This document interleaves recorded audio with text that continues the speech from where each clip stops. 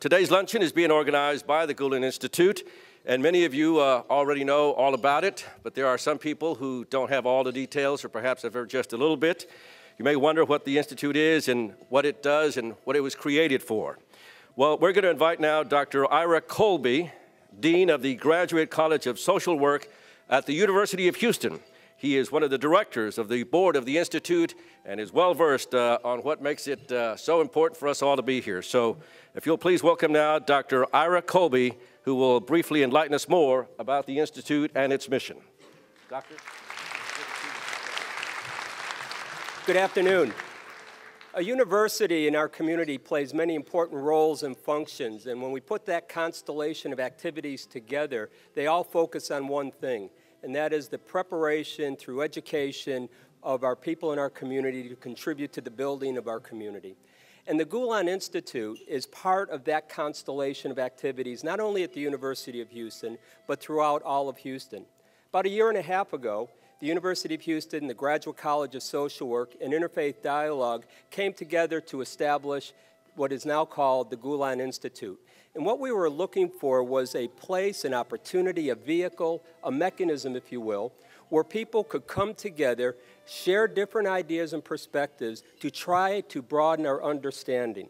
Because it's only through that commonality of finding that one piece that we can agree to that we can build trust with each other and we can lead to a more just community for all people, and as the Fethullah Gülen believes, in peace throughout our entire world.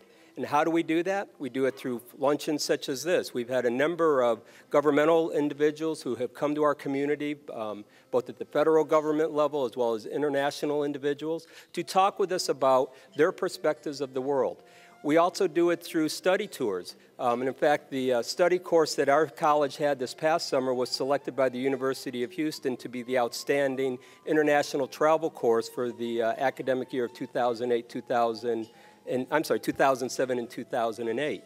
We also do this through providing financial support to our students. As you all know, if you read the newspapers, it's expensive to go to school today, and our students need help to access our institutions of higher learning. And so the Gülen Institute provides a number of important functions, not only for us at the College of Social Work at the University of Houston, but for the entire community, where we all can come together to share ideas, listen to others, and try to broaden our understanding of diversity and difference, because it's only through that understanding that we really can someday achieve peace and justice for all people. And if you would, I do have a letter that I've been asked to read, and this is from the Fethullah Gülen.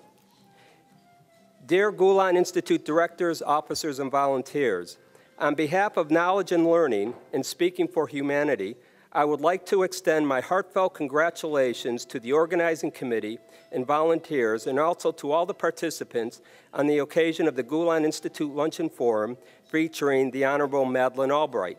I truly appreciate the endeavors of worthy people like yourselves who have come together to discover common values on which to establish a better world and to bring about lasting peace in the future.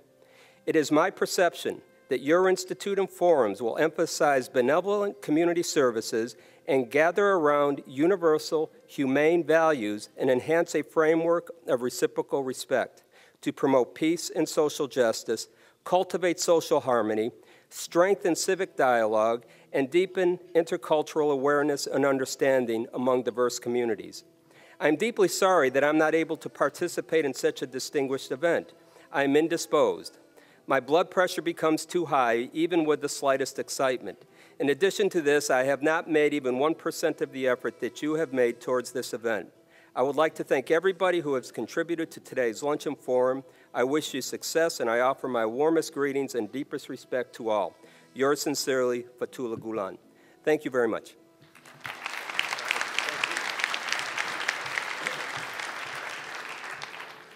Now, this is where we put the talk of tolerance and bringing different groups together to a common point of understanding, even though initially they might have been apart. I'm a U of H grad, and the doctor there is from the University of Houston. Our next speaker is from the University of Rice, and Rice and U of H met over the weekend. And it was not a good encounter for U of H. You know, I was invited. I have a friend. I'm a U of H graduate, but I have a friend who is at Rice. And he called me before the game. He said, you know, it's going to be a very big game, probably the biggest of the year.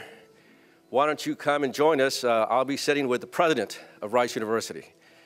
And I thanked him very much for the invitation, but politely declined, explained to him, he's a friend, so I said, well, it wouldn't feel right to be there cheering every time U of H scores with the president of Rice sitting right there. So I politely declined, and I thanked him very much. In the end, I guess it was very good that I didn't go, because he would have been the one standing up cheering, and I would have had to sit there as U of H, unfortunately, took a loss. But here we have two different groups being brought together, all right? So now, Dr. Jill Carroll, the Executive Director of the Boniek Center for the Study and Advancement of Religious Tolerance at Rice University, will give us a brief information about the Gülen movement and who Fethullah Gülen is. Dr. Carroll? And congratulations once again to Rice.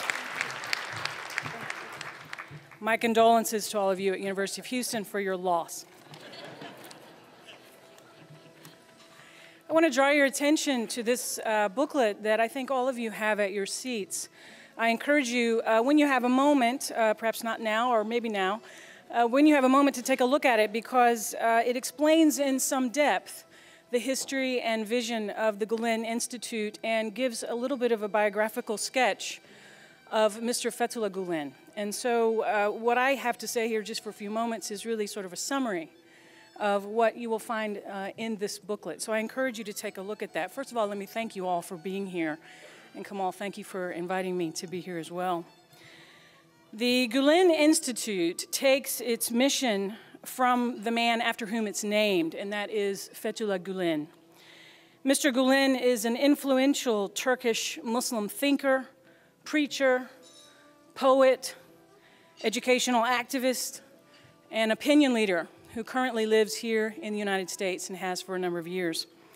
He has now inspired 3 generations of people in Turkey and beyond with a message of peace and social harmony, which is to be achieved primarily through interfaith and intercultural dialogue, education, altruistic civic activities, and the practice of religious understanding. And I think that you can hear that in the letter that Dr. Colby just read from him.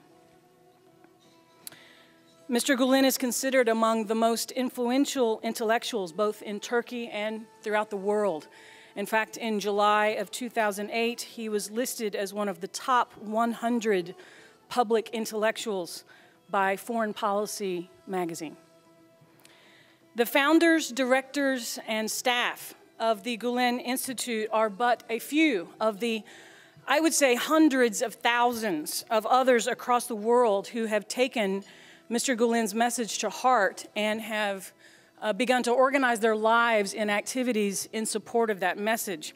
The Institute is part of a vast network. It's a loose network, but it's nevertheless a vast network of projects and initiatives all dedicated to the improvement of human community according to the best, most enduring of civic virtues.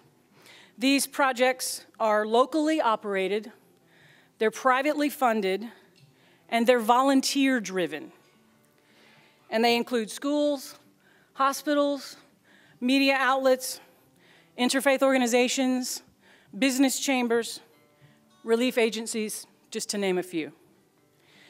This transnational volunteer service movement, of which the Gülen Institute is a part, is responsible for some of the most exciting, innovative, and successful projects in the world. And I myself have seen a number of these in action in the United States, in Europe, in Turkey, in the Middle East, and I am very, very impressed.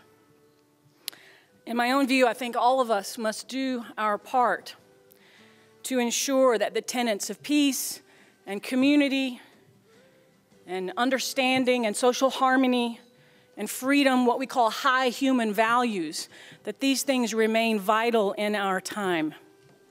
And I think that they do. I think they are vital and they remain powerfully so. And in part, it's because of Mr. Gülen and